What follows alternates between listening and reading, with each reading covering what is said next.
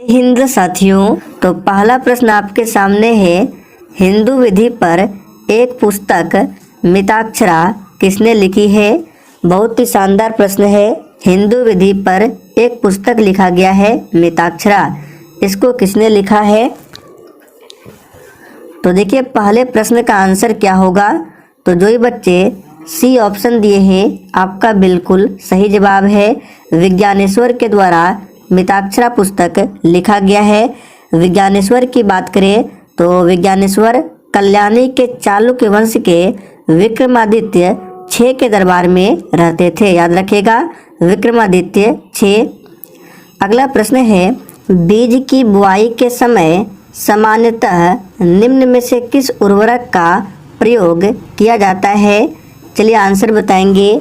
बीज की बुआई के समय सामान्यतः किस उर्वरक का प्रयोग किया जाता है? तो दूसरे प्रश्न का सही जवाब है ए ऑप्शन, नाइट्रोजन का प्रयोग बीज की बुआई में किया जाता है, जिसमें पौधों में वृद्धि और फल लगने में मदद मिलती है। आगे देखिए, वॉशिंग सोडा, जिसको धोने का सोडा भी कहा जाता है, इसका रासायनिक नाम क्या है? देखिए दोस्तों, इस तरह के प्रश्न आपके एग्जाम में पूछे जाते हैं, तो ध्यान रखें। वॉशिंग सोडा का अन्य नाम क्या है? धोने का सोडा। और इसका रासायनिक नाम क्या होता है? तो याद रखिएगा, सोडियम कार्बोनेट। सूत्र भी पूछा जाता है, तो सोडियम कार्बोनेट का सूत्र है Na2CO3। ये सोडियम कार्बोनेट का सूत्र है। एक पूछा जाता है खाने वाला सोडा, जिसको बोलते हैं सोडियम बाइकार्बोनेट। इसका सूत्र होता है NaHCO3। यह है खाने वाला सोडा, याद रखिएगा। और सोडियम क्लोराइड आप सभी जानते हैं, साधारण नमक है NaCl। चौथा प्रश्न है, कनिष्क ने किसको प्रोत्साहन दिया था? चलिए चौथे प्रश्न के लिए आंसर बताएंगे। बिल्कुल इसी तरह के प्रश्न आपके एग्जाम में पूछे जाते हैं। कनिष्क ने किसको प्रोत्साहन दिया था? तो दोस्तों यहाँ पे चौथे प्रश्न का आंसर हो जाएगा महायान बौद्ध धर्म को कनिष्क ने प्रोत्साहन दिया था। और देखिए दोस्तों, आपको याद होगा कनिष्क के शासन काल में ही चतुर्थ बौद्ध संगति का आयोजन किया जाता है कश्मीर के कुंडल वन में। और चतुर्थ बौद्ध संगति में पूछा जाता है अध्यक्ष कौन थे? तो वसुमित्र। याद रखिएगा, चौथे बौद्ध संगति में अध्यक्ष वसुमित्र और उपाध्यक्ष कौन थे? तो अश्वघोष। दोनों प्रश्नों को याद रखिए, एग्जाम में पूछा जाता है। उपाध्यक्ष अश्वघोष और अध्यक्ष कौन थे? तो वसुमित्र। बौद्ध धर्म के संस्थापक कौन थे? तो आप सभी जानते हैं, गौतम बुद्ध थे। गौतम बुद्ध का जन्म हुआ था 563 ईसा पूर्व में। और दोस्तों, हमने मध्य निषेध सिपाही की परीक्षा के लिए सब्जेक्ट वाइज क्लास को भी स्टार्ट किया है, और वो क्लास आपको डेली रात 9 बजे लाइव चैट के साथ मिलेगा। तो उस क्लास को भी आप लोग ज़रूर अटेंड करें, ताकि आपकी तैयारी और भी बेहतर हो सके, जिससे आप सभी एग्ज़ाम में ज़्यादा से ज़्यादा स्कोर कर सकेंगे। तो टाइमिंग को ज़रूर ध्यान रखें, रात 9 बजे से। तो यहाँ पे इस प्रश्न का आंसर क्या हो जाएगा? महायान बौद्ध धर्म। आगे देखिए, मॉन्ट्रियल प्रोटोकॉल निम्न में संबंधित है। काफ़ी ज़्यादा इम्पोर्टेंट प्रश्न है, इसको आप सभी खासकर ध्यान रखें, एग्जाम में पूछा जा सकता है। तो सबसे पहले ध्यान रखिए, मॉन्ट्रियल प्रोटोकॉल कब हुआ था? तो 1987 में हुआ था। और ये जो संबंधित है ओजोन अवक्षय से संबंधित है। और देखिए, एक प्रश्न एग्जाम में पूछा जाता है, ओजोन परत का जो अवक्षय हो रहा है ये किसके कारण हो रहा है? तो याद रखिएगा, CFC कारण, यानी क्लोरोफ्लोरोकार्बन गैस के कारण ओजोन परत का अवक्षय हो रहा है। ओजोन दिवस कब मनाते हैं? तो 16 सितंबर को ओजोन दिवस मनाया जाता है। भारत की थोक कीमत सूची की एक असुविधा कौन सी है? चलिए 6 के लिए आंसर बताएंगे। भारत की थोक कीमत सूची यानी कि होलसेल प्राइस।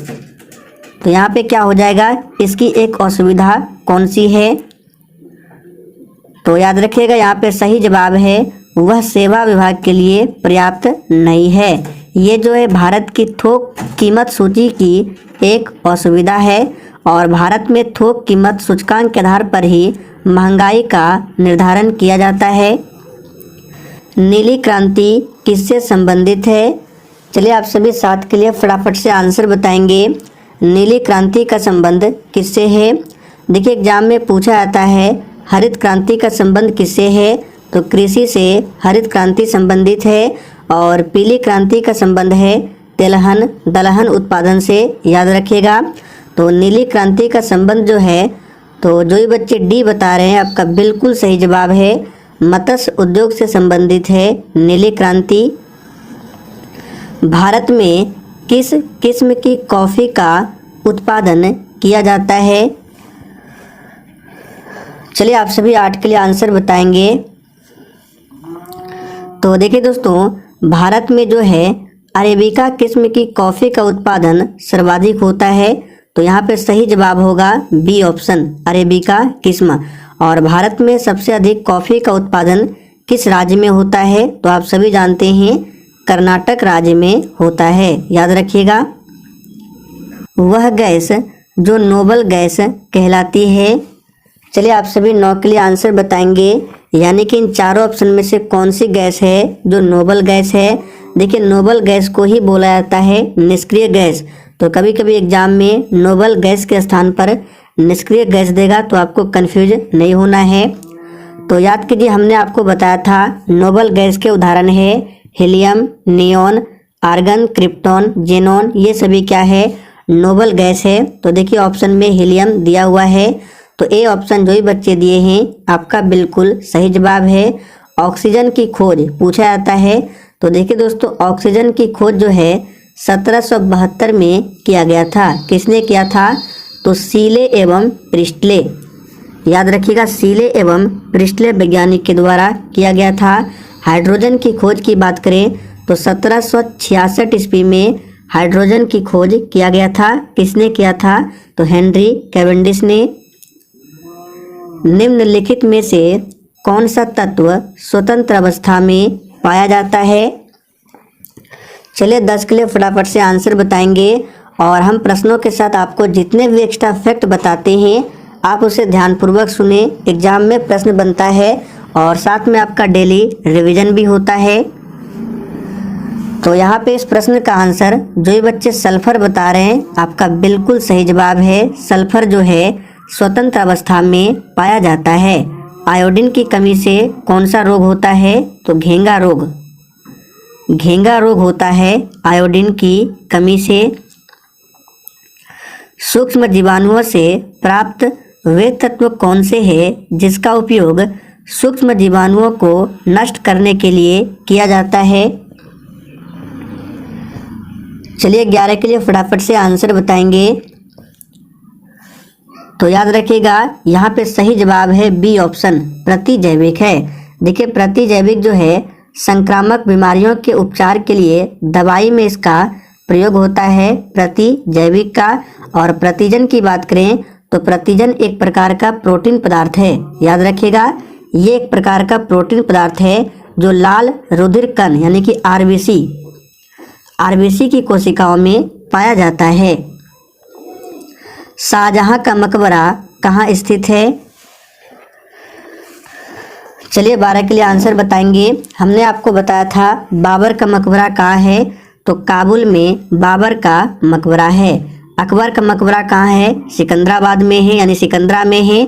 और हुमायूं का मकबरा कहाँ है? तो दिल्ली में। हमने आपको क्रम से बता दिया, बाबर का काबुल में, उसके बाद हुमायूं का दिल्ली में, अकबर का सिकंदरा में। और शाहजहां का कहाँ है? तो याद कर लीजिए, शाहजहां का मकबरा है आगरा में। तो ए ऑप्शन जो ही बच्चे दिए हैं आपका बिल्कुल सही जवाब है। एक पूछा जाता है शेरशाह सूरी का मकबरा कहाँ है? तो बिहार के सासाराम में शेरशाह सूरी का मकबरा है। इंडियन ऑयल कॉरपोरेशन का सबसे अधिक रिफाइनरी कहाँ स्थित है? चलिए 13 के लिए आंसर बताइए फटाफट से।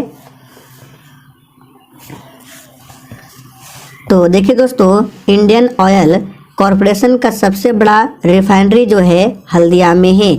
तो ए ऑप्शन आपका बिल्कुल सही जवाब है। और हल्दिया तेल शोधक कारखाना किस राज्य में है, पूछा जाता है पश्चिम बंगाल में है। और इंडियन ऑयल कॉरपोरेशन की स्थापना कब होती है, तो 1964 में होती है। इन सभी प्रश्नों को ध्यान रखें। 1991 में सरकार ने किसकी अध्यक्षता में कर सुधार समिति का गठन किया था? फटाफट से आंसर बताएंगे, किसकी अध्यक्षता में कर सुधार समिति का गठन किया गया था? तो याद कर लीजिए, यहाँ पे सही जवाब है राजा जे चलैया। याद रखिएगा, राजा जे चलैया की अध्यक्षता में कर सुधार समिति का गठन किया गया था। एक पूछा जाता है कि नरसिम्हन समिति का संबंध किससे है? तो याद कर लीजिए, बैंकिंग सेक्टर यानी बैंकिंग क्षेत्र से संबंधित है नरसिम्हन समिति। और एक पूछा जाता है स्वामीनाथन समिति, तो याद रखिएगा जनसंख्या नीति से संबंधित है। यहाँ पे लिख देते हैं, जनसंख्या नीति से संबंधित है स्वामीनाथन समिति। और आप लोग कमेंट करके बताएंगे ये जो विजय केलकर समिति है ये किससे संबंधित है? थोड़ा सा आप लोग लाइव चैट में आंसर बताएंगे। किसके साथ मिलकर नीति आयोग ने महिला उद्यमों को बढ़ावा देने के लिए भागीदारी की है? चलिए 15 के लिए आंसर बताएंगे। तो देखिए, विजय केलकर समिति का जो संबंध है आप लोग बता रहे हैं जीएसटी, जो कि बिल्कुल सही जवाब है। जीएसटी कैसा कर है? तो अप्रत्यक्ष कर है। यहाँ पे सही जवाब होगा डी ऑप्शन व्हाट्सएप। याद रखिएगा, नीति आयोग की स्थापना आप सभी जानते हैं 1 जनवरी 2015 को होती है।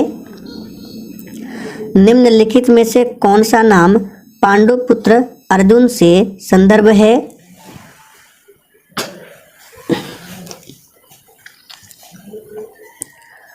तो बहुत ही सिंपल प्रश्न है, ये है जनार्दन। याद रखिएगा, जनार्दन नाम जो है पांडुपुत्र अर्जुन से संबंधित है। और ये जनार्दन जो है अर्जुन द्वारा श्री कृष्ण को कहा गया है।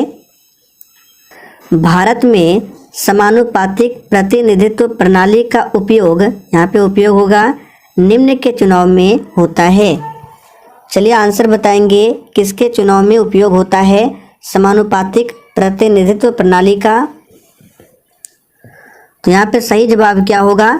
देखिए, राज्यसभा के सदस्य हो गया, राज्यों के विधान परिषद के सदस्य हो गया, चाहे उपराष्ट्रपति हो गया। यहाँ पे सही जवाब होगा उपयुक्त सभी। इन सभी के चुनाव में समानुपातिक प्रतिनिधित्व प्रणाली का उपयोग होता है। याद रखिएगा। हिमालय पर्वत श्रेणी का सर्वाधिक ऊंचाई पर स्थित दर्रा कौन सा है? चलिए 18 के लिए आंसर बताएंगे।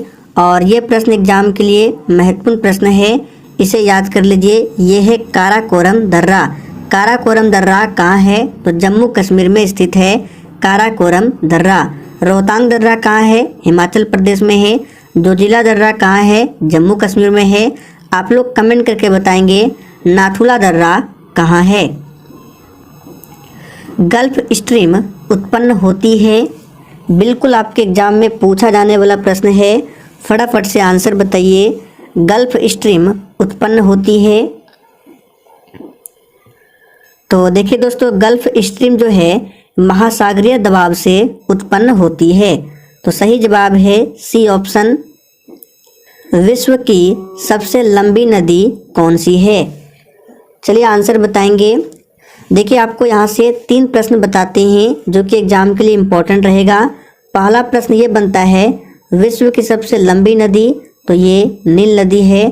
दूसरा प्रश्न ये है, एशिया की सबसे लंबी नदी, तो ये है यांगत्सी, जो कि ए ऑप्शन में दिया गया है। और तीसरा प्रश्न ये बनता है, भारत की सबसे लंबी नदी, तो गंगा है। तीनों को याद रखिएगा। नील नदी का उद्गम कहाँ से है? तो भूमध्य सागर में स्थित है इसका मुहाना, नील नदी का मुहाना। याद रखिएगा। खाद्य प्रसंस्करण तथा संचयन द्वारा कौन से पोषक तत्व अधिकांश रूप से प्रभावित होते हैं? चलिए आंसर बताएंगे। तो देखिए दोस्तों, खाद्य संसाधन तथा और संचयन द्वारा जो है कार्बोहाइड्रेट पोषक तत्व अधिकांश रूप से प्रभावित होते हैं। तो सही जवाब है बी ऑप्शन, कार्बोहाइड्रेट ऊर्जा का प्रमुख स्रोत होता है। और विटामिन का खोज पूछा जाता है कि किसने किया था, तो विटामिन जो है ये एक प्रकार का कार्बनिक यौगिक है और इसका जो पता लगाया था यानी खोज किया था फंक ने। याद रखिएगा किसने, फंक ने किया था 1911 में। ग्रह अपने विभिन्न दूरियों पर गतिशील रहते हैं। सभी ऑप्शन को ध्यानपूर्वक पढ़िए। ग्रह जो है अपने विभिन्न दूरियों पर गतिशील रहते हैं, किसके द्वारा, तो देखिए क्या होगा आंसर, तो याद रखिएगा बी ऑप्शन, गुरुत्वाकर्षण तथा अपकेंद्र बल द्वारा ग्रह जो है अपने विभिन्न दूरियों पर गतिशील रहते हैं। आगे देखिए, सभी जैविक वातावरणीय प्रक्रियाएं विभिन्न जलवायु तथा मौसमी दिशाओं में किस परत पर उत्पन्न होती है, यानी कि वायुमंडल के किस परत पर उत्पन्न होती है। तो देखिए इस प्रश्न को हमने आपको काफ़ी बार बताया है। वायुमंडल की पहली परत है क्षोभ मंडल, याद रखिएगा, और क्षोभ मंडल में ही मौसम संबंधित घटनाएं घटित होती है। वायुमंडल की दूसरी परत है समताप मंडल, जिसमें ओजोन लेयर पाया जाता है और वायुयान जो उड़ते हैं समताप मंडल में ही उड़ते हैं। तो यहाँ पे सही जवाब क्या हो जाएगा, ए ऑप्शन, ट्रोपोस्फियर। देखिए दोस्तों, क्षोभ मंडल को ही इंग्लिश में बोला जाता है ट्रोपोस्फियर, तो इंग्लिश नाम को भी जरूर ध्यान रखें, क्योंकि कभी कभी ऑप्शन में आपको क्षोभ मंडल नहीं देगा, इंग्लिश में नाम दे देगा ट्रोपोस्फियर। तो सही जवाब है ए ऑप्शन। अगला प्रश्न है, अलमाटी बांध किस नदी पर बना है। देखिए मध्य निषेध सिपाही में एक बार पूछा गया था मैट्टूर बांध किस नदी पर है, तो याद कर लीजिए कावेरी नदी पर है मैट्टूर बांध। यहाँ पे पूछा गया है अलमाटी बांध, तो सही जवाब हो जाएगा अलमाटी बांध जो है ये कृष्णा नदी पर है। नागार्जुन सागर पूछे तो कृष्णा नदी पर है। और नागार्जुन सागर परियोजना जो है किस राज्य में है, तो आंध्र प्रदेश राज्य में है। तिलैया परियोजना पूछा जा सकता है इस बार, याद रखिएगा तिलैया परियोजना ये बराकर नदी पर है और राज्य पूछे तो झारखंड में है।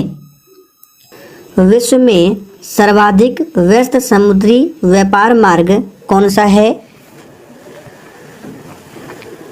फटाफट से आंसर बताएंगे। सर्वाधिक व्यस्त समुद्री व्यापार मार्ग जो है ये कौन सा है, तो याद रखिएगा अटलांटिक महासागर। तो बी ऑप्शन आपका बिल्कुल सही जवाब है। सबसे बड़ा महासागर है प्रशांत महासागर और इसी महासागर में स्थित है मेरियाना गर्त, जो कि विश्व की सबसे गहरी खाई है। मेरियाना गर्त ये प्रशांत महासागर में ही स्थित है। कोटोपैक्सी ज्वालामुखी किस देश में स्थित है, वेरी इंपॉर्टेंट प्रश्न है। चलिए आंसर बताएंगे, इसको ध्यान रखें। कोटोपैक्सी ज्वालामुखी किस देश में है, तो इस प्रश्न का आंसर जो ये बच्चे बी बता रहे हैं बिल्कुल सही जवाब है, इक्वाडोर में स्थित है। याद रखिएगा कहाँ है, इक्वाडोर में स्थित है। विश्व की सबसे व्यस्त व्यापारिक नदी कौन सी है। देखिए यह प्रश्न ऑलरेडी बिहार पुलिस में पूछा हुआ प्रश्न है कि विश्व की सबसे व्यस्त व्यापारिक नदी कौन सी है। तो याद कर लीजिए इस प्रश्न का सही जवाब क्या हो जाएगा, बी ऑप्शन, राइन नदी है। 28 नंबर प्रश्न को स्किप कर रहे हैं, उसमें टाइपिंग एरर है। 29 नंबर में प्रश्न है, मैथ्स के प्रश्न है, x पर पावर 9 -3 को x³ -1 से भाग देने पर शेष क्या होगा आपको बताना है। चलिए आंसर बताएंगे। और देखिए बिल्कुल इसी तरह के प्रश्न मैथ्स से रिलेटेड एग्जाम में पूछे आते हैं। तो इसको कैसे सॉल्व करेंगे, भाग देना है x³ -1 से, तो यहाँ पे हम क्या करेंगे, x³ -1 इक्वल करेंगे 0 और यहाँ से x³ का मान निकालेंगे, तो x³ का मान हो गया 1। याद रखिएगा x³ का मान हो गया 1। अब यहाँ क्या करते हैं, x पर पावर 9 -3। अब देखिए x पर पावर जो 9 है, क्या हम इसको इस तरह से लिख सकते हैं, x पर पावर 3 का होल क्यूब और इधर -3। और अभी हमने निकाला था x³ का मान 1 यहाँ से, तो यहाँ पे हम 1 रख देंगे, तो 1 का क्यूब हो जाएगा और -3, तो 1 का क्यूब 1 होगा। तो 1 में अगर -3 को हम घटाएंगे तो -2 आएगा। तो यहाँ पे आंसर आपका हो जाएगा बी ऑप्शन, -2। आगे देखिए, किसी वर्ग में एक भुजा 10 सेंटीमीटर है तो इसके विकर्ण का मान सेंटीमीटर में ज्ञात करें। फॉर्मूला पे आधारित प्रश्न है, बहुत ही सिंपल है। वर्ग की एक भुजा है 10 सेंटीमीटर, तो विकर्ण बताना है। तो आप सभी जानते हैं वर्ग का विकर्ण होता है भुजा गुना √2। या भुजा 10 है तो आंसर क्या हो जाएगा 10√2। बहुत ही सिंपल प्रश्न है, डी ऑप्शन आपका सही जवाब है। आप लोग थोड़ा सा आज कमेंट करके बताएंगे ये जो मैथ्स के 2 प्रश्न है 29 नंबर 30 नंबर, कितने ऐसे स्टूडेंट हैं जिन्होंने दोनों प्रश्नों को सॉल्व किया है। कमेंट करके हमें ज़रूर बताना है। आगे देखिए, हिंदी व्याकरण के प्रश्न है, भाववाचक संज्ञा को चुने। चलिए आंसर बताएंगे। देखिए, भाववाचक संज्ञा क्या है? किसी भाव, गुण, दशा हो गया आदि का ज्ञान कराने वाला शब्द क्या होता है? भाववाचक संज्ञा कहलाता है। तो यहाँ पे भाववाचक क्या हो जाएगा? वकालत। ये जो बना है किससे बना है? वकालत, वकील से। देखिए, वकील का अगर बनाते हैं भाववाचक में तो होता है वकालत। तो बी ऑप्शन आपका सही जवाब है। सुख दुख का सही समास चुने।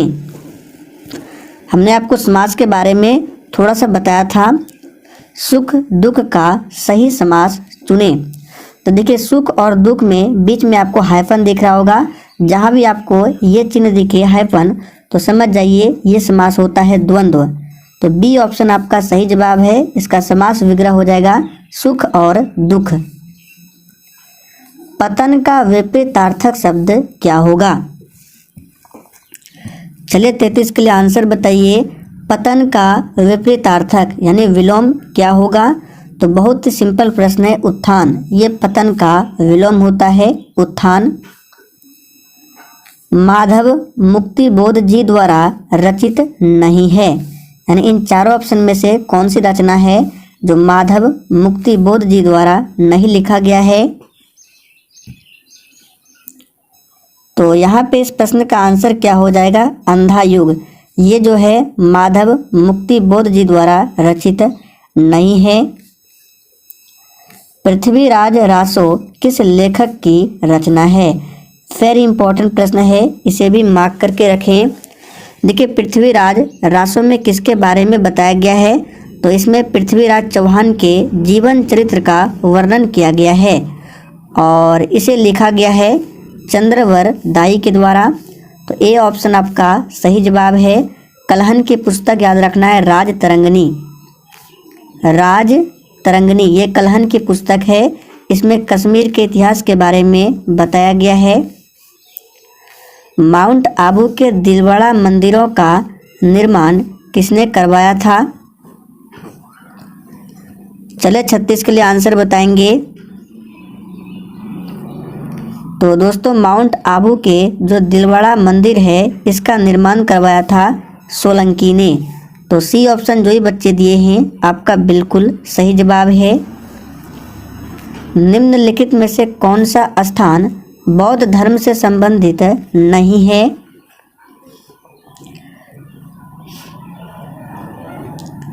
तो बिल्कुल सही आंसर दिए हैं सोमनाथ। ये जो है बौद्ध धर्म से नहीं, ये शिव धर्म से संबंधित है, याद रखिएगा। तो बी ऑप्शन जो ही बच्चे दिए हैं बिल्कुल सही जवाब है। सारनाथ में क्या हुआ था? तो बुद्ध ने प्रथम उपदेश दिया था सारनाथ में और बोध गया में ज्ञान की प्राप्ति हुई थी भगवान बुद्ध को।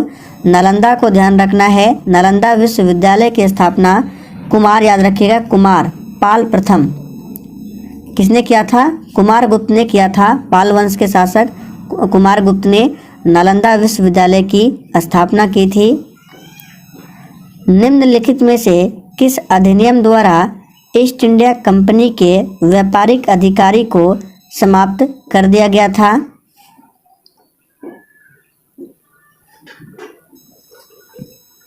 चलिए आंसर बताएंगे। बहुत ही इंपॉर्टेंट प्रश्न है। ये प्रश्न आपके एग्जाम में पूछे जाने के चांसेस है, तो इसको जरूर ध्यान रखें। सही जवाब क्या हो जाएगा? 1833 का चार्टर एक्ट। वायुमंडल की ओजोन परत पृथ्वी को बचाती है। ओजोन लेयर कहाँ पाया जाता है? समताप मंडल में। ओजोन दिवस 16 सितंबर को। ओजोन का सूत्र होता है O3। यहाँ पे सही जवाब क्या हो जाएगा, डी ऑप्शन, परावैंगनी किरणों से। और देखिए दोस्तों, परावैंगनी किरणों से चर्म कैंसर हो सकता है, याद रखिएगा, चर्म कैंसर। विश्व की प्रजातियां व उनके निवास स्थल के जोड़े प्रस्तुत है, इसमें गलत जोड़ा बताएं। कौन सा गलत है, तो देखिए सी ऑप्शन में सकाई। सकाई जो है ये प्रजाति, ये साइबेरिया में नहीं होता है, तो यहाँ पे सी ऑप्शन जो है आपका बिल्कुल सही जवाब है। एक पूछा जाता था याकू जनजाति, तो याद कर लीजिए, इंपॉर्टेंट रहेगा। याकू जनजाति जो है टुंड्रा प्रदेश में पाया जाता है, यहाँ पे लिख देते हैं याकू जनजाति टुंड्रा प्रदेश में। निम्नलिखित में से कौन सा धात्विक खनिज नहीं है। और दोस्तों, जिसने अभी तक सेशन को लाइक नहीं किया है तो प्लीज़ आप सभी सेशन को दिल से एक बार ज़रूर लाइक करें। तो दोस्तों, यहाँ पे सही जवाब क्या हो जाएगा, 41 का आंसर हो जाएगा सी ऑप्शन, जस्ता। ये क्या है, धात्विक खनिज है, याद रखिएगा। और जस्ता धातु का निष्कर्षण पूछा जाता है, किससे किया जाता है, तो इसके सल्फाइड अयस्क जिंक ब्लेड, जिसका सूत्र होता है ZNS, तो सल्फाइड अयस्क जिंक ब्लेड से किया जाता है, याद रखिएगा। निम्नलिखित में से कौन सा तत्व लोहे का अयस्क नहीं है। सभी ऑप्शन को ध्यानपूर्वक पढ़िए। और दोस्तों, आपके जितने भी प्रश्न सही हुए हैं आप लोग सेशन के लास्ट में कमेंट करके हमें ज़रूर बताइएगा। तो ध्यान से देखिए, यहाँ पे आंसर हो जाएगा सी ऑप्शन। लिग्नाइट जो है ये लोहे का अयस्क नहीं है, क्योंकि लिग्नाइट तो कोयला का एक प्रकार है। और देखिए, बात करें लोहा का जो निष्कर्षण किया जाता है, लाल हेमाटाइट अयस्क से किया जाता है। और ये जो मैग्नेटाइट है, यानी मैग्नेटाइट है, ये लोहे का चुंबकीय अयस्क है। यहाँ पे लिख देते हैं, मैग्नेटाइट जो है लोहा का कैसा अयस्क है, तो चुंबकीय अयस्क है, इसे जरूर याद रखिए। गल्फ स्ट्रीम धारा प्रवाहित होता है, यहाँ पे प्रवाहित होगा, और ये धारा है। तो हमने आपको पहले भी बताया था, गल्फ स्ट्रीम धारा जो है गर्म जल धारा है, और ये अंध महासागर के पश्चिमी तट पर प्रवाहित होता है, याद रखिएगा। चलिए आगे बढ़ते हैं। निम्नलिखित में से कौन सा नगर जापान का मैनचेस्टर कहलाता है। तो हमने भारत के बारे में आपको बताया था, भारत का मैनचेस्टर अहमदाबाद को कहा जाता है, उत्तर भारत का मैनचेस्टर कानपुर को, दक्षिण भारत का मैनचेस्टर कोयम्बटूर को, और जापान का मैनचेस्टर कहा जाता है किसे, तो ओसाका को, याद रखिएगा। ओसाका शहर को जापान का मैनचेस्टर कहा जाता है। भारत में सर्वोच्च माना गया है, तो देखिए दोस्तों, भारत में सर्वोच्च माना गया है संविधान को, तो यहाँ पे सी ऑप्शन आपका सही जवाब है। और ब्रिटेन की बात करें तो ब्रिटेन में संसद को सर्वोच्च माना गया है। तो ये दो अंतर आप जरूर ध्यान रखें, भारत में संविधान को और ब्रिटेन में संसद को सर्वोच्च माना गया है। संसदीय प्रणाली का जनक पूछा जाता है, ब्रिटेन देश है, इसे याद कर लीजिए। संसदीय प्रणाली का जनक किसे कहा जाता है, तो ब्रिटेन देश को। तो दोस्तों, आज के लिए इतना ही। अगर आपको सेशन थोड़ा भी पसंद आया तो प्लीज़ आप सभी सेशन को लाइक करें और अधिक से अधिक सेशन को ज़रूर शेयर करें।